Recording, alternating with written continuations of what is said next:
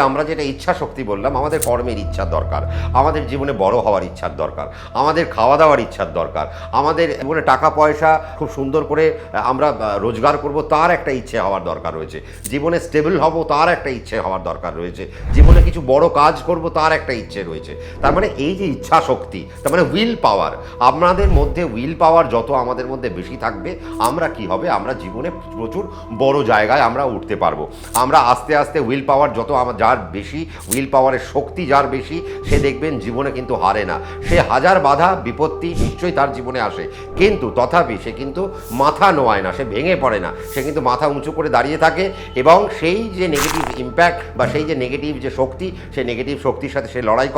করে সে আবার নিজেকে পজিটিভ জায়গায় প্রতিষ্ঠা করে। তার মানে ইচ্ছা শক্তি আপনার মধ্যে যদি প্রবল বা উদ্যম যদি না হয়, তাহলে কিন্তু আপনি নেগেটিভ এনার্জির সাথে লড়তে পারবেন না।